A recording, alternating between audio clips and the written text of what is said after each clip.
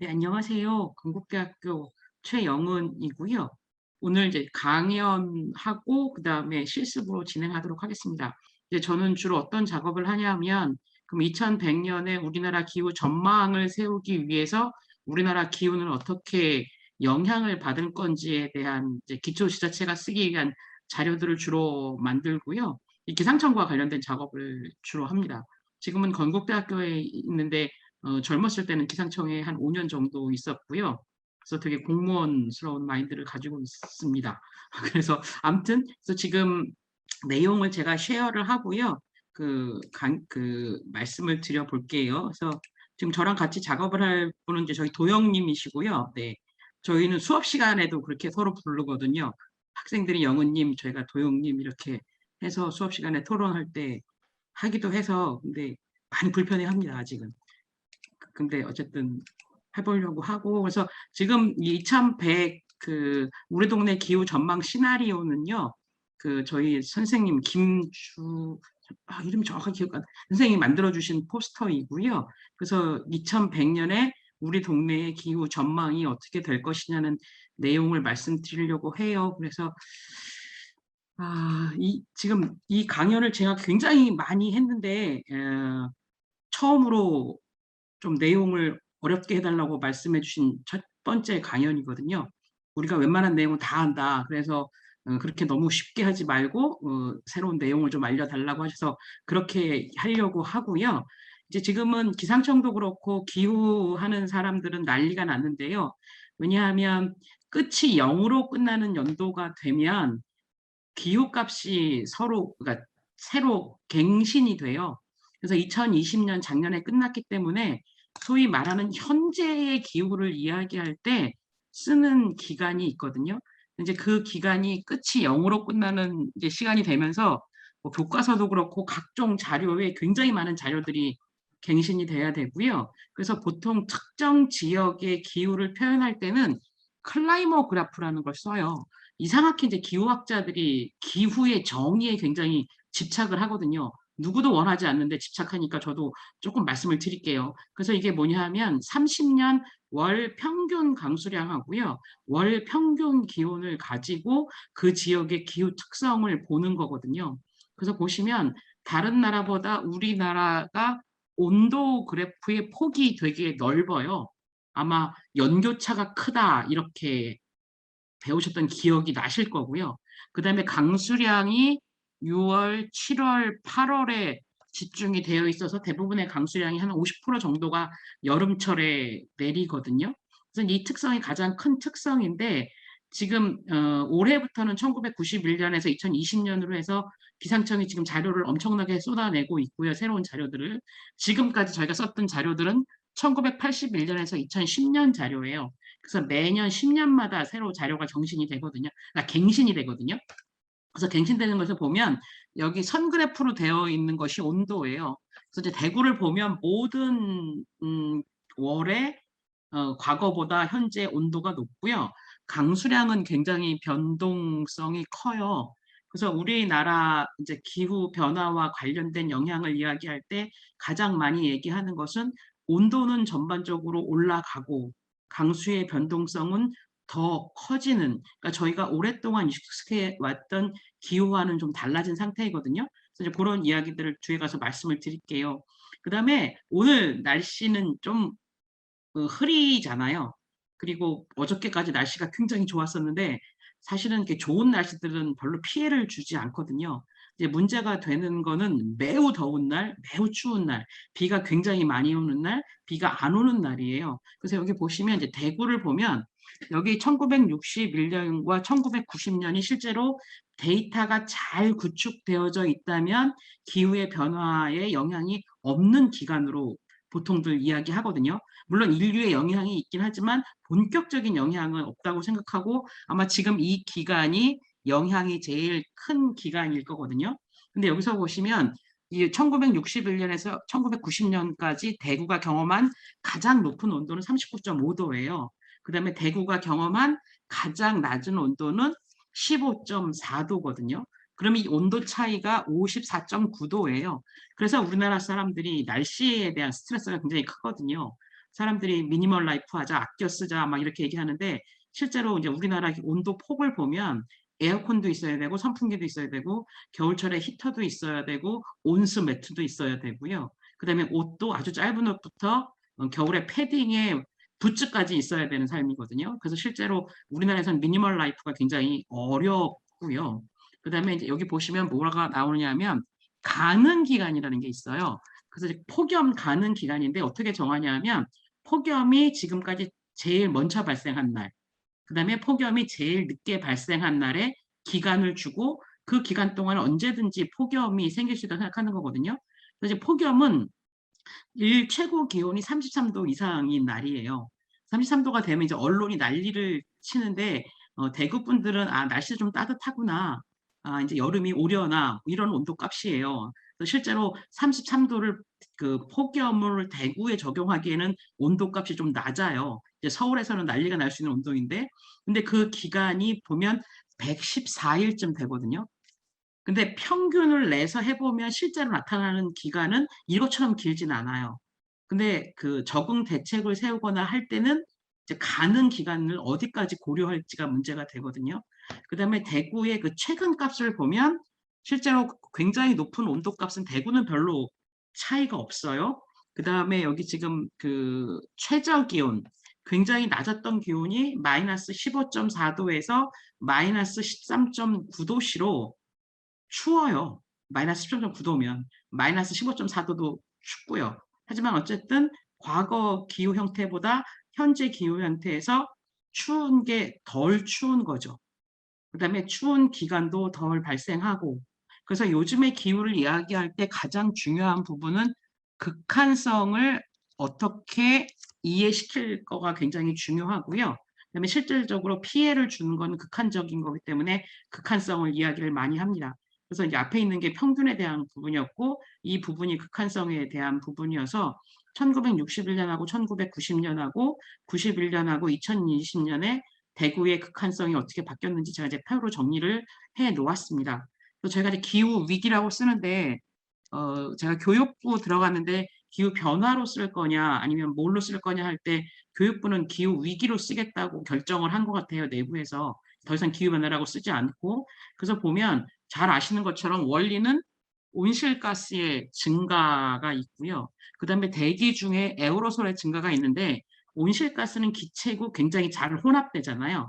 근데 에어로솔 같은 경우에는 대기 중에 부유하는 액체나 고체를 이야기하거든요. 미세먼지라고 하는 것들도 다 에어로솔에 속하여요. 근데 걔들이 사람들이 많아지면서 대기로 방출될 때 작용하는 건 다르거든요.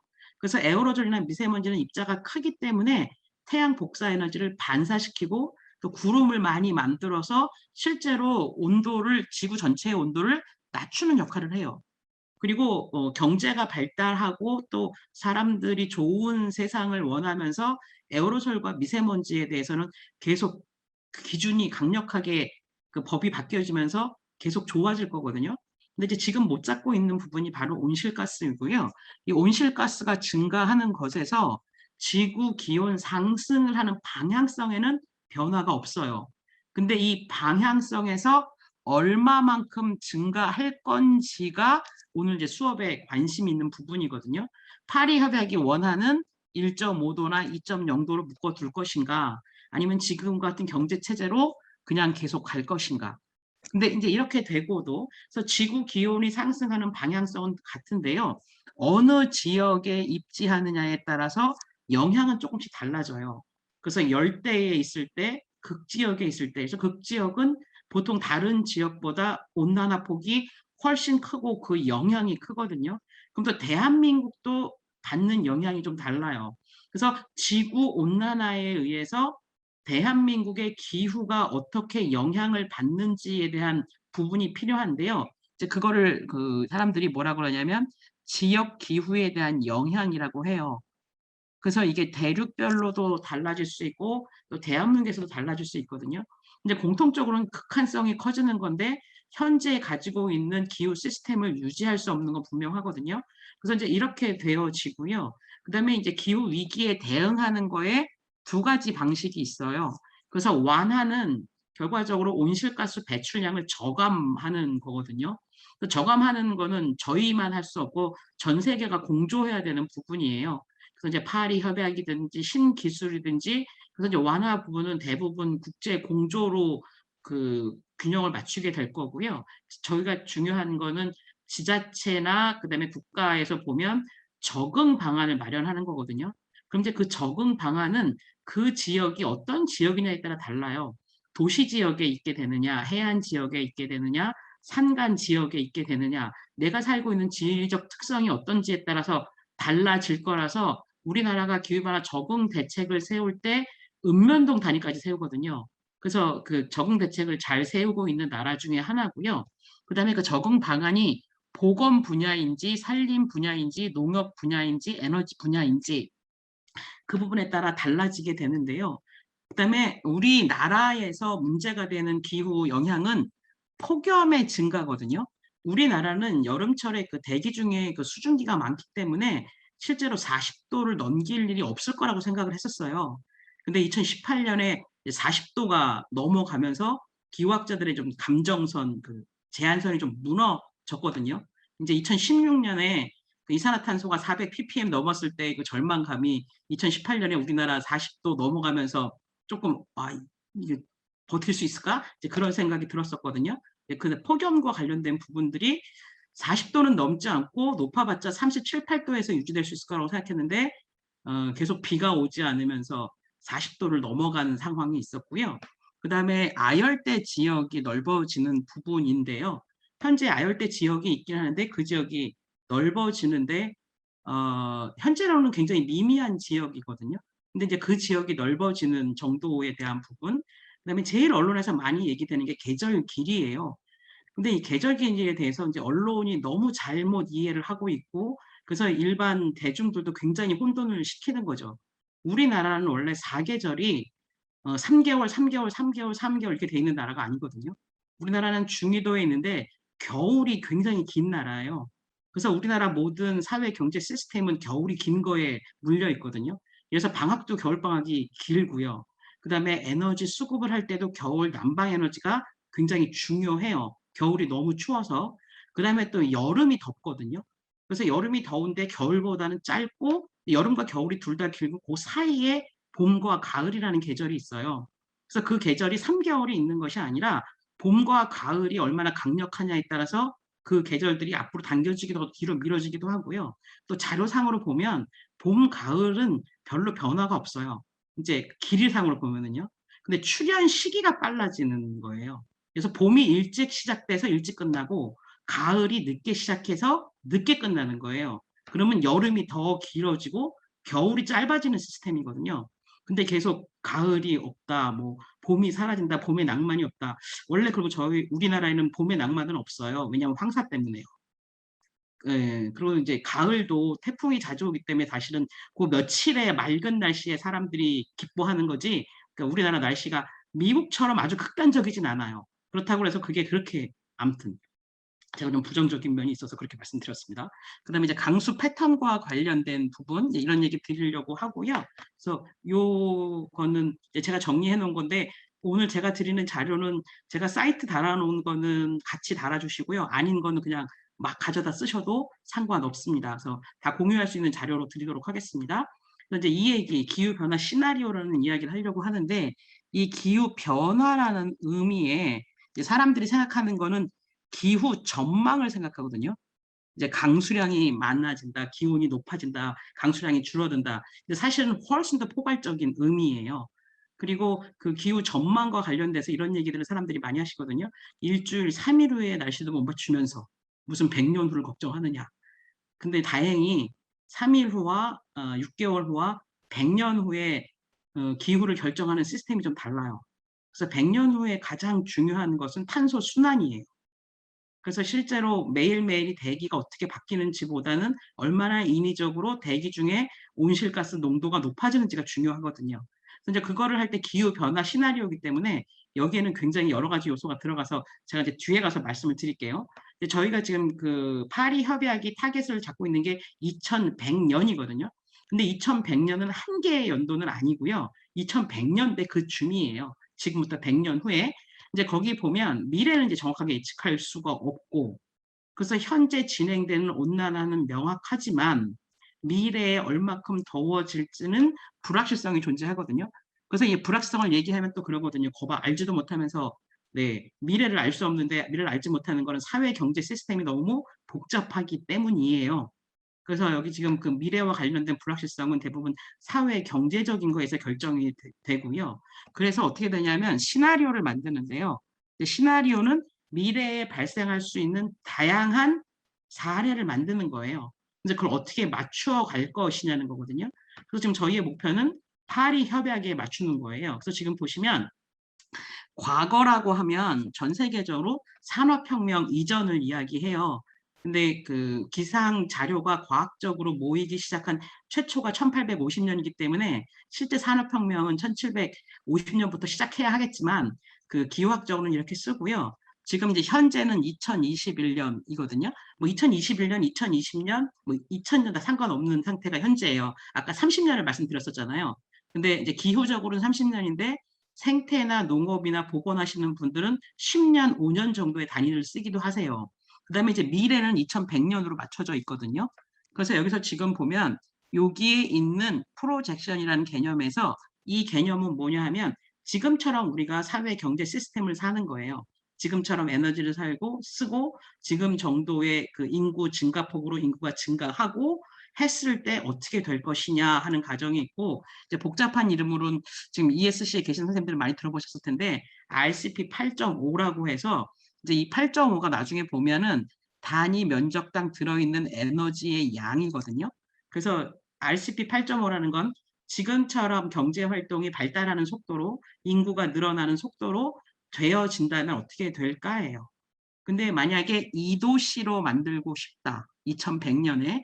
그러면 어떻게 되냐면 이만큼의 우리가 비용을 치러야 되는 거예요. 에너지를 덜 쓰든지 과학 기술을 발달시키든지.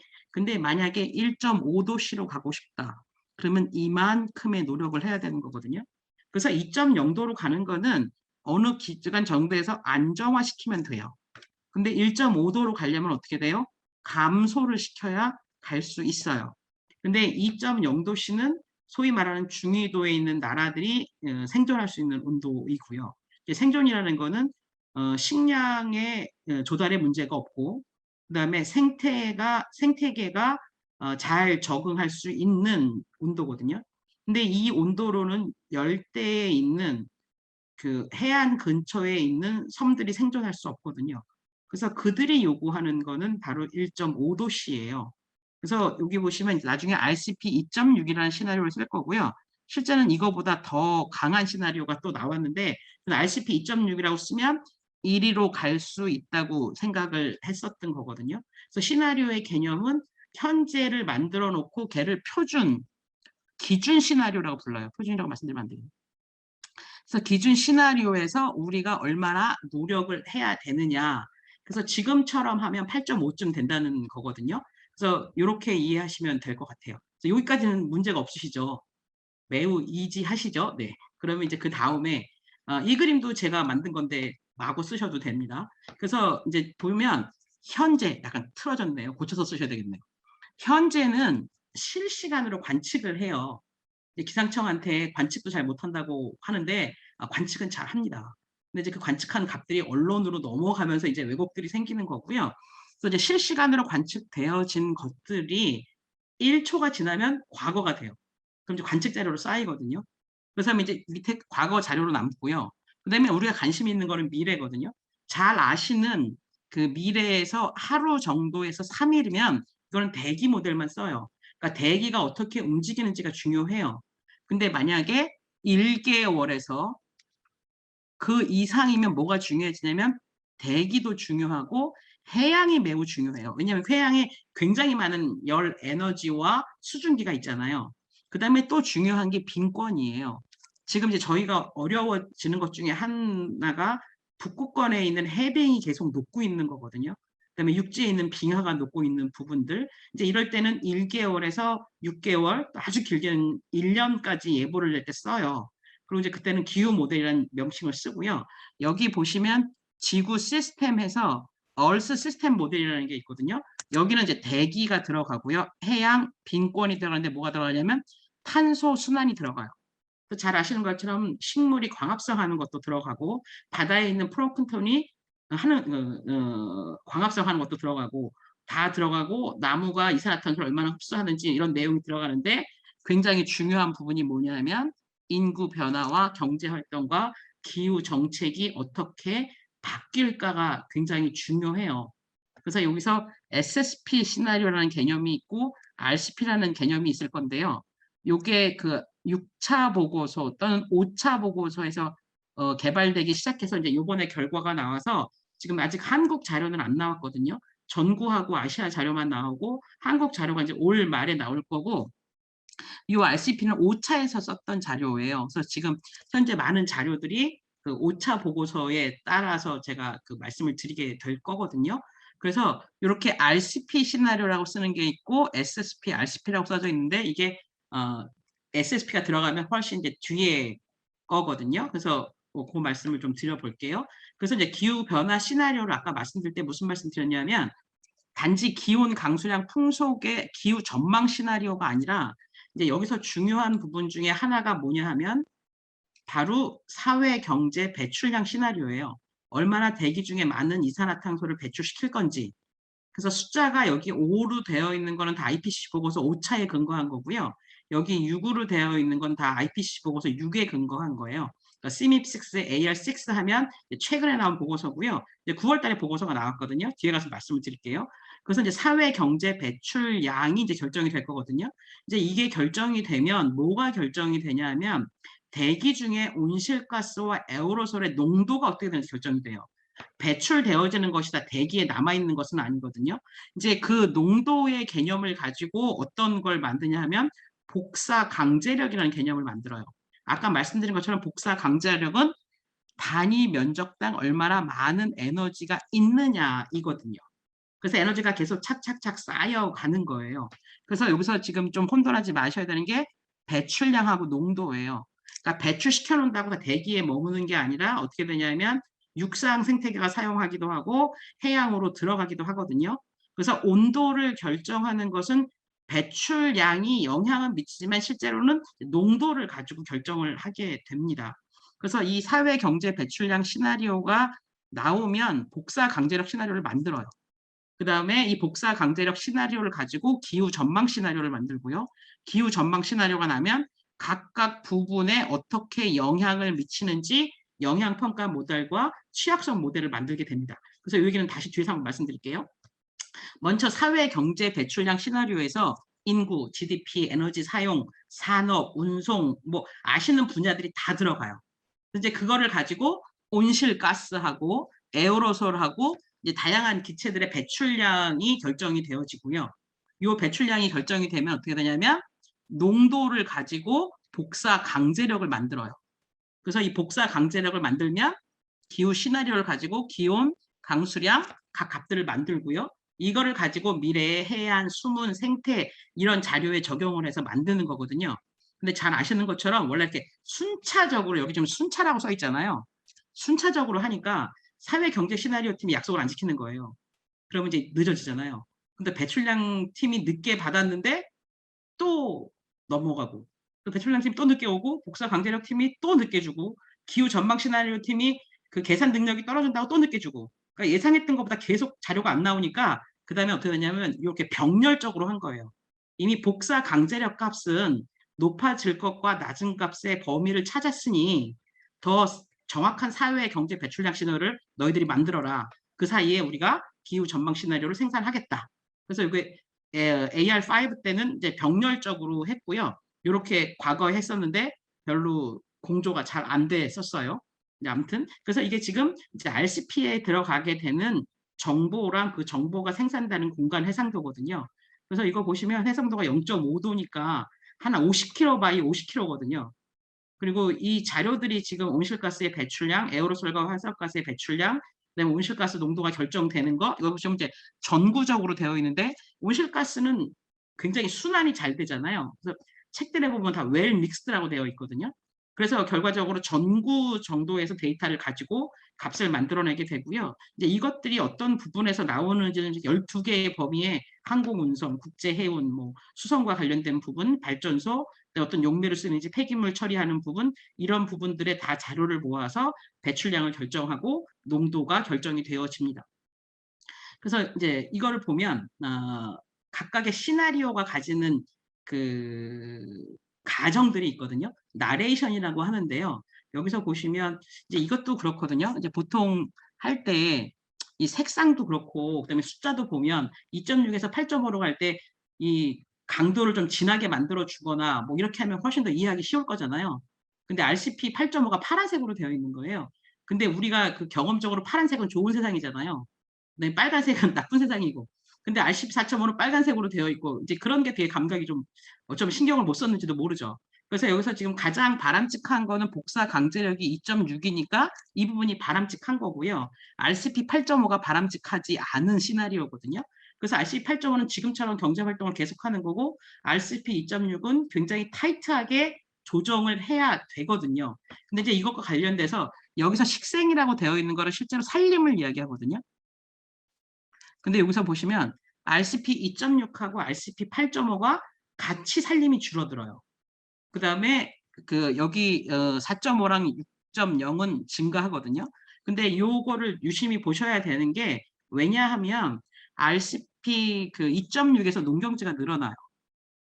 그래서 어떤 가정을 하냐면 신기술의 발달로 바이오 에너지 사용량을 증가하는 거를 RCP 2.6이 가지고 있어요. 그래서 저희가 생각하면 농경지가 늘어나는 게 좋은 시나리오가 아닌데 RCP 시나리오에 농경지 증가가 나타나는 거는 뭐 때문에 그러냐면 바이오 에너지로 재생 가능한 에너지의 사용량이 늘어나기 때문에 그러거든요. 근데 이걸 또 평등하냐고 보면 지금도 저희가 가축들과 사람이 먹는 거를 갖고 경쟁하잖아요. 그럼 이제 에너지까지 경쟁시켜야 할 때 이제 이게 어떤 사회가 될지에 대한 고민들이 좀 필요하고요. 그래서 이제 RCP 8.5 같은 경우는 인구 증가로 농경지와 목초지가 모두 증가하면서 산림이 줄어들게 되고요.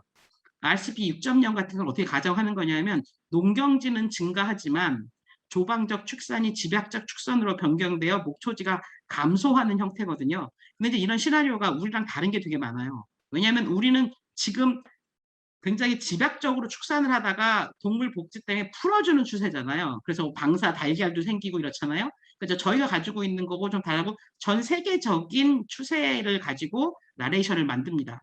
그다음에 RCP 4.5 같은 경우에는 기후 정책을 강력하게 드라이브를 걸어서 녹화 사업을 시행하고 너무 구태연한 표현한 편인데 이 녹화란 표현을 좀 예쁜 말로 바꿨으면 좋겠는데 어쨌든 나무를 심어서 그 살림이 늘어나게 하는 시나리오거든요. 그래서 이렇게 각각 시나리오가 가지고 있는 나레이션이 있고요. 이 나레이션에 대해서는 SSP 시나리오 때 한 번 더 말씀을 드릴게요. 그다음에 이거는 지금 뭐냐면 각 시나리오별로 이게 지금 1차 에너지 소비량이거든요. 이제 전기 같은 경우에는 어떻게 되냐면 석탄을 떼든지 석유를 태워서 만들어지는 에너지잖아요. 이제 1차 에너지는 원내 에너지인데 여기서 보시면 RCP 2.0, 8.5는 지금처럼 쓰는 거예요. 물론 이 위에 최악의 시나리오도 있는데 이 최악의 시나리오까지는 가지 않을 수 있다고 생각하는 것이 이제 유엔의 생각이고요. 호주나 또 일부 급진적인 기후학자분들 계시잖아요. 저희 청우님 같이 그런 분들은 저 위에까지도 갈 수 있다고 생각하는 거고 저는 기상청의 입장이 있어서 8.5인 걸로 이제 그리고 나면 여기 지금 RCP 2.6 같은 경우에는 에너지 사용량이 조금씩 늘어나긴 하지만 8.5처럼 그러니까 이만큼의 차이로 에너지 소비량이 줄어드는 시나리오인 거죠.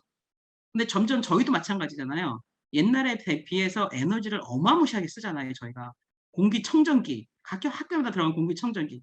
제가 어마무시하게 반대했는데 들어갔고요. 저는 작전주가 붙은 것 같은데. 그다음에 여기 지금 보면 이제 석유에 대한 소비량이거든요. 이제 8.5 같은 경우에는 2075년이 되면 사용량이 줄어요. 근데 시나리오가 좋아서 그런 게 아니라 원유가 고갈돼 버리는 거죠. 그래서 이제 그 상태가 되는 거고 여기 2.6 같은 경우에는 아직 석유가 있지만 사용량을 급격하게 줄여가는 시나리오거든요. 그래서 이 시나리오를 줄이는 것은 결과적으로 기술 발달이나 사람들의 불편을 감당해야 되는 거거든요. 그래서 여기서 지금 보시면 2100년에 각 에너지의 그 사용 비율이에요. 그래서 검은색으로 되어 있는 게 석탄이거든요. 그다음에 이제 주황색으로 되어 있는 게 석유고, 그다음에 진한 초록색으로 되어 있는 게 천연가스고, 그다음에 핑크로 되어 있는 게 원자력이거든요. 근데 이제 2100년에 RCP 8.5로 가면 여기 원자력이 있네요. ESC하고 좀 어렵겠죠. 그다음에 이제 석유는 이렇게 이미 다 써서 없어져 있고요. 석탄이 다시 늘어나거든요. 이제 이거는 일단 석유가 없어졌기 때문에 대체 화석 연료가 필요할 거고, 이때쯤이면 이산화탄소를 제거하는 기술을 만들 수 있을 거라는 가정을 하는 거거든요. 근데 이제 하시는 분들이 어렵지 않을까 생각하시더라고요. 그래서 이런 내용들이 다 시나리오에 아주 디테일하게 가정으로 들어가 있습니다. 그래서 이거는 이제 온실가스의 CO2 배출량, 그 다음에 메테인 배출량, 그 다음에 아산화질소 배출량이 이제 8.5에서 다 이렇게 높게 올라가고요. 그 2.6으로 가면 여기서 지금 보시면 이렇게 여기가 지금 탄소 중립 상태거든요. 그래서 더 이상 배출되지 않는 곳까지가 순배출이요. 배출은 계속할 건데 배출한 만큼 제거하는 중립 상태이거든요. 그래서 우리나라가 내놓은 정책은 RCP 2.6보다는 RCP 4.5에 가깝고요. 그래서 결과적으로 계속 파리 협약 측에서 그 압박을 넣는 것도 이런 부분 때문에 그러는데, 굉장히 급격하게 줄여야 되고 2030년부터 줄이기 시작하지 못하면 거의 가능성이 없는 시나리오라고 생각을 하고요. 그래서 여기서 보시면 굉장히 여러 가지 이론으로 바뀌어요. 나중에 저희가 실습할 때도 얘기했지만 RCP 8.5를 기후 정책 고배출량 시나리오 이렇게 쓰시면 RCP 8.5예요. 그 다음에 강력한 기후 정책에 필요한 최저 배출량 시나리오, 그러면 RCP 2.6이구나. 그래서 부르는 이름들이 굉장히 많아요. 그래서 그것 때문에 제가 추가시켰고요. 그 다음에 대기 오염원과 관련된 거는 모든 시나리오에서 다 줄어요. 그래서 이 대기 오염은 아까 에어로솔하고 그다음에 미세먼지와 관련된 부분이어서 어쨌든 지금은 그 온도가 상승하는 거를 그 상쇄시키는 부분이 있었거든요. 근데 이 부분이 없어지면 온도가 더 급격하게 빠른 속도로 상승할 수 있을 거라고 판단하는 거고요. 그래서 이제 배출량에 따라서 농도 전망이거든요. 그래서 지금 CO2는 8.5 시나리오에서는 한 900 ppm, 요즘에 좀 줄어서 800 ppm까지 가기도 하고요. 그 다음에 여기서 지금 보시면 2.6은 400 ppm 정도 돼요. 근데 지금 계속 410 ppm이 넘거든요. 북반구의 여름, 그러니까 지금 9월 달이 대기 중에 이산화탄소 농도가 제일 낮을 때잖아요. 아직 식생은 살아있을 때라서. 근데 지금 410 ppm이니까 실제로 대기 중에 있는 농도를 줄일 수 있어야 되는 거고요. 여기서 지금 보시면 메탄의 8.6, 그 다음에 여기 아산화질소의 그 8.5와 그 다음에 2.6의 값들을 이렇게 이제 이렇게 되어 있는 거를 경로라고 부르거든요. 그래서 여기서 쓰는 경로와 시나리오는 같은 개념이에요.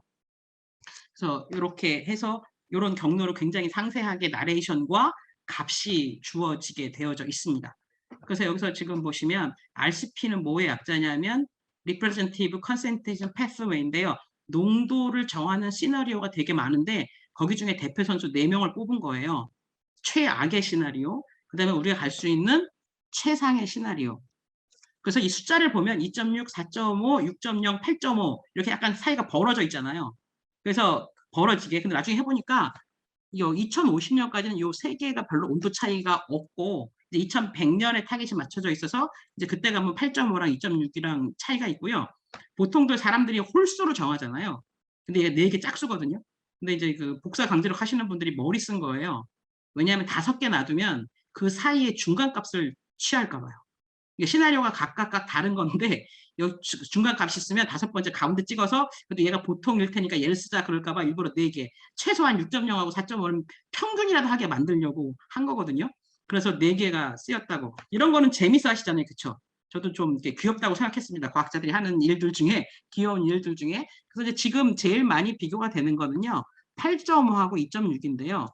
이제 지금 같은 상황에선 천호 원장님하고 천호님하고 좀 다르지만 8.5는 간다. 그 다음에 굉장히 노력하면 2.6은 못 간다. 이제 그렇게. 그래서 4.5와 2.6 사이에 어디에 갈 수 있을 거라는 거고요. 말씀드린 것처럼 컨센트레이션이라는 농도 값이에요. 그래서 대기 중에 있는 농도 값을 가지고 정하게 되고, 이것은 뭐에서 결정이 되냐면 대기 중에 얼마나 많은 에너지를 가지고 있느냐.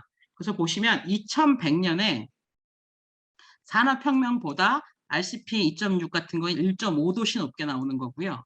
그다음에 8.5 같은 경우에는 4.9도씨 정도 높게 나오는 거예요. 그래서 많이 보신 분들은 오버슛이라는 그 써 있는 걸 보신 적 있을 거예요. 그러니까 뚫고 나가는 게 오버슛이거든요. 그래서 맨날 오버슛 없이 오버슛을 작게 할 때 그 표현이 바로 이제 그 배출량을 뚫고 나가는 것에 대한 개념입니다. 그래서 여기까지는 네. 이제 요게 굉장히 트리키합니다. 이제 이거는 더 괘씸한데요. 왜 괘씸하냐 하면 저기 RCP 시나리오의 그 그림도 괘씸한데 RCP는 또 숫자가 순차적이잖아요. 그래서 어떤 2.6이 좋은 거고 8.5가 나쁜 거라고 볼 수 있잖아요. 근데 여기는 지금 5개의 시나리오인데 1, 2, 3, 4, 5가 의미가 없는 숫자입니다. 그래서 1등이 좋기는 좋고 5등이 나쁘긴 나쁜데요. 이 1, 2, 3, 4, 5가 어떤 의미냐를 이제 제가 말씀을 드릴게요. 그래서 어떻게 되냐 하면 여기 그러니까 분홍색으로 되어 있는 것은 2100년 기준이에요. 그래서 사회 경제적 도전이라고 되어 있는 거는요. 비용이에요. 그래서 2100년에 적응을 하기 위해서 사회 경제적으로 비용이 얼마나 드느냐를 보여주는 거고요. 그래서 기준이 2100년이에요. 그다음에 그 Y축은 완화를 위한 전 세계적인 공조가 얼마나 될 수 있느냐거든요. 그래서 얘도 2100년이에요. 그래서 여기가 어떻게 되냐면 2100년에 적응을 위한 비용도 적고 완화를 위한 비용도 적은 거예요. 그럼 이제 결과적으로 뭐냐면 지금 굉장히 열심히 하고 있는 거예요. 이제 그게 트리키한 거예요. 그래서 잠깐만요. 그러니까 요것만 넘어가면은 그 괜찮은데 어, 아무것도 아닌데 사회 경제 하시는 분들이 장난치셔서 지금 과학자들이 좀 왜 저희가 뭐 알고 있는 XY축의 증가 감소하는 기준이 그 좀 트리키한 건데요. 그래서 결과적으로 그래프를 보시면 뭘 보시면 되냐면 2100년에 비용이 얼마나 들 건과는 똑같아요. 그러면 이제 2100년에 비용이 많이 든다는 건 지금 아무것도 안 하고 있는 거예요. 그래서 이제 거기 보시면 역시 다 끄떡끄떡 하시니까 학생들은 이해시키는데 되게 오래 걸리거든요. 그래서 여기서 지금 보시면 여기 나레이션이라는 게 있거든요. 그래서 SSP1의 나레이션은 뭐냐 하면 도전과 비용이 완화와 적응이 모두 낮은 거거든요. 2100년에. 그럼 지금 굉장히 열심히 하고 있는 거예요. 그래서 지속 가능한 개발이 합리적이고 빠른 속도로 진행이 되어지는 거고요. SDG의 불균형이 작은 상태예요. 그 선진국이 철저히 개발 도상국을 돕는 형태이고요. 그 다음에 기술 개발 속도가 빠른데 이게 환경 친화적으로 진행되어져서 저탄소 에너지원이고 토지 생산성이 높아지는 집약적으로 이용하는 상태가 SSP1 상태예요. 그래서 2100년에 비용도 적게 들 거고 그 다음에 틀렸다. 완화를 위한 비용도 적을 거고 적응을 위한 비용도 적게 들 굉장히 바람직한 시나리오라서요. RCP로 보면 2.6하고 비슷해요.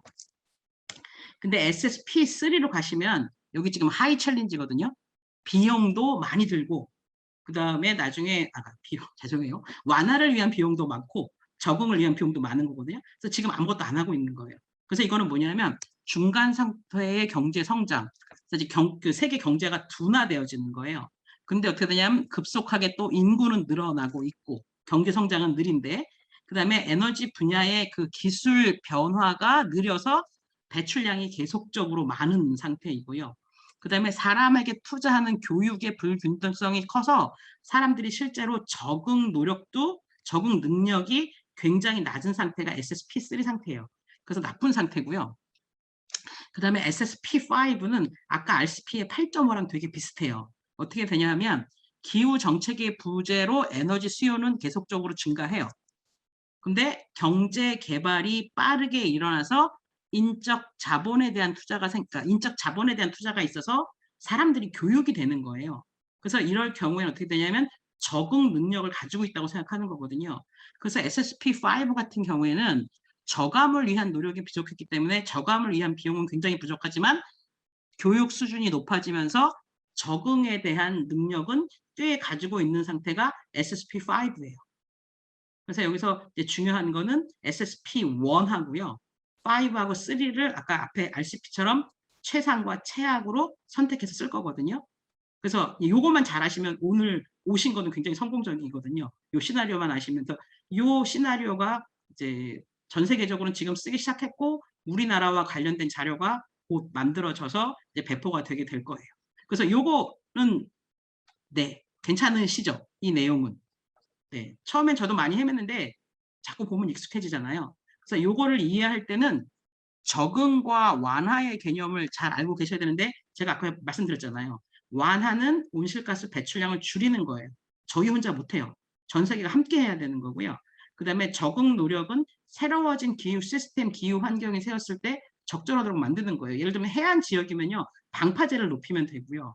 만약에 여름철에 온도가 올라가면 여름철에 에너지를, 그러니까 여름철 대비 에너지 수급량을 늘리면 되는 그런 것들이 적응 방안이거든요. 그래서 이 내용을 보시고 이따가 저희 실습할 때 제가 한 번 더 설명을 드릴게요. 그래서 이거는 각각 분야별로 어떤 시나리오가 좋은 건지예요. 그래서 이거는 지금 이제 교육 수준이거든요. 그래서 이제 SSP1 시나리오가 교육 수준이 제일 높고 SSP3가 교육이 낮으니까 적응이 잘 안 될 거잖아요. 그래서 기술 개발 속도로 보면 여기 지금 급속하게 일어나는 거고 여기 굉장히 늦게 일어나는 건데 SSP1하고 SSP5가 어떻게 되냐면 기술 개발이 빨리 일어나는 거죠. 근데 문제는 SSP5는 어떻게 되냐면 철저히 화석 연료에 의존한 시스템이니까 좋은 시스템은 아닌 거죠. 하지만 SSP1은 SDG와 관련된 지속 가능성을 가지고 있는 거고요. 이제 세계 무역량을 보면 SSP1 상태에서 지금 세계 무역량은 SSP5에서 최대를 이루고요. SSP1은 조금 SSP보다 작아지는, 그러니까 왜 지역에서 나는 부분에 대한 거고요. 그다음에 이제 토지 이용 규제와 관련된 부분들 있잖아요. 그러니까 농경지로 바뀌거나 아니면 도시로 바뀌는 거에 대한 강력한 규제는 SSP1에서 가장 강력하게 이루어질 수 있어서 결과적으로 SSP1 상태가 굉장히 법적으로 강력한 규제가 필요하고 사람들의 변화가 굉장히 필요한 시나리오입니다.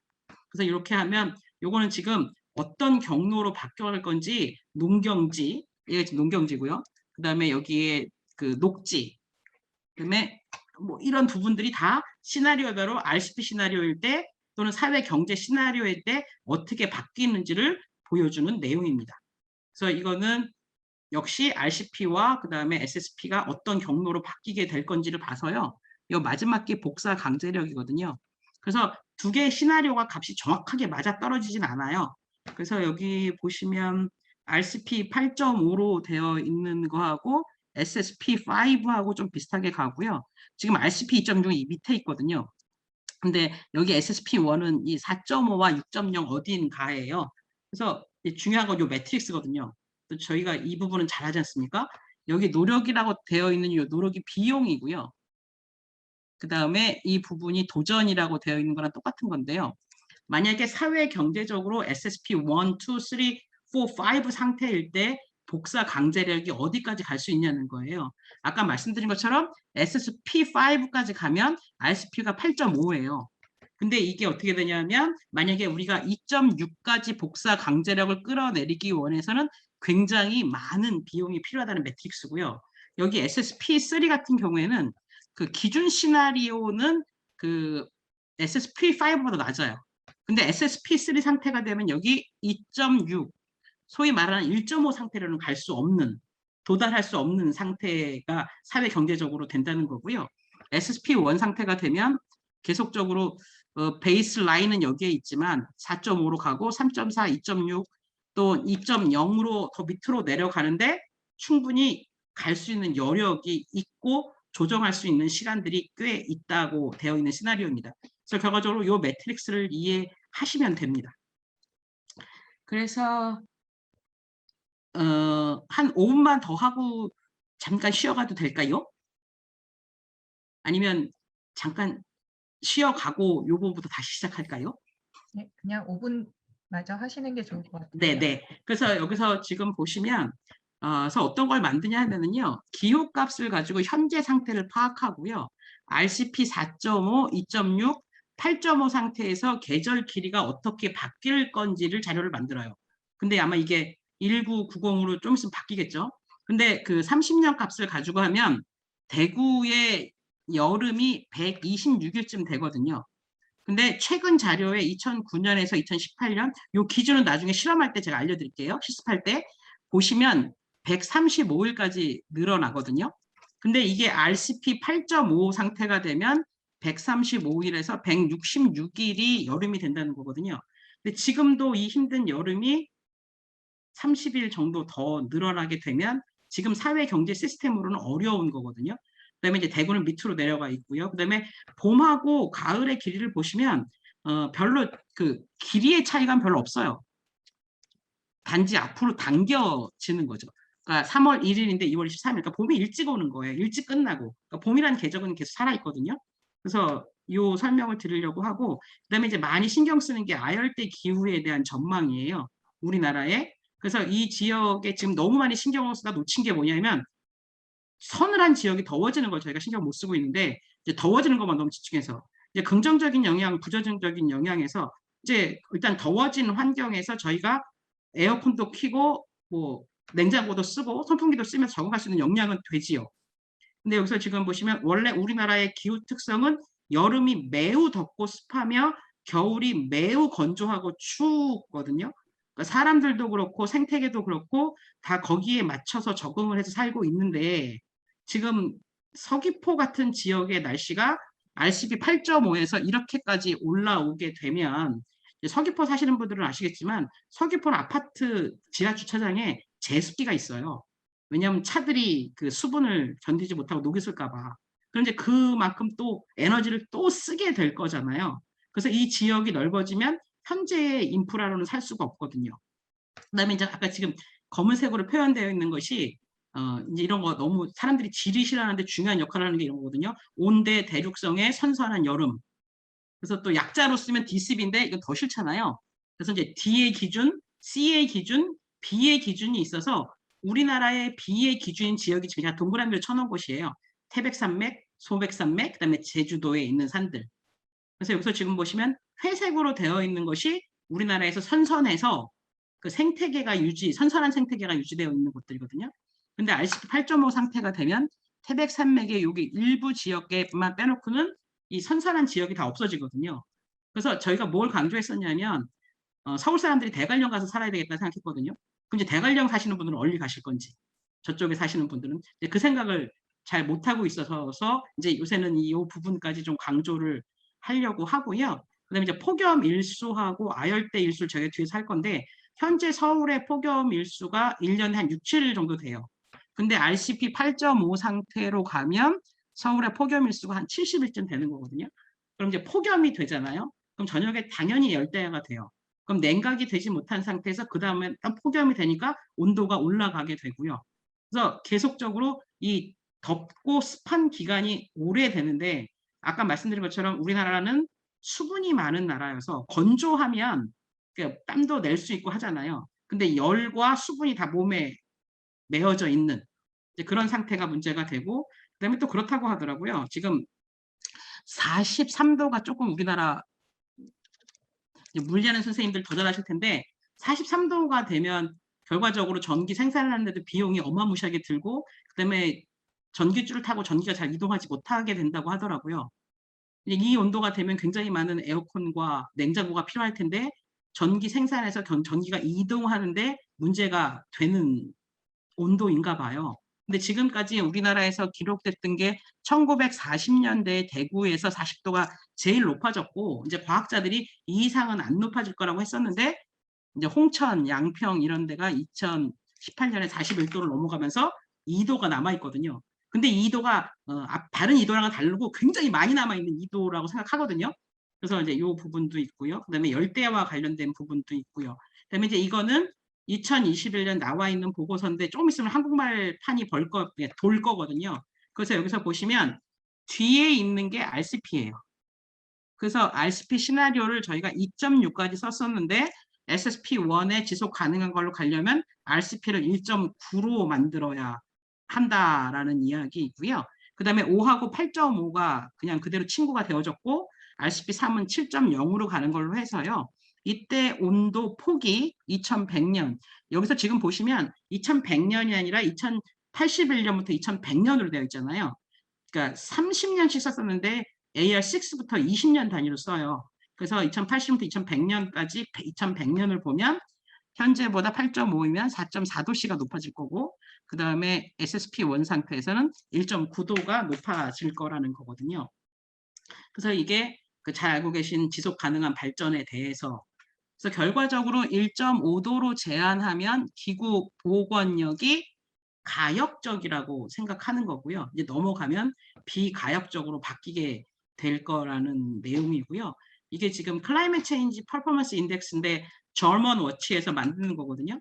근데 작년 그냥 매일매일 저희가 56등, 7등, 8등, 9등이었었어요. 근데 올해 53등, 그러니까 작년 기준 53등을 했더라고요. 무려 4등이나 올라가 있는데 60개국 중에 그런 거고요.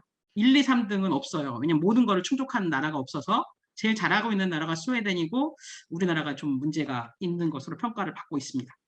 그래서 여기까지 그 이론 수업을 마치고요.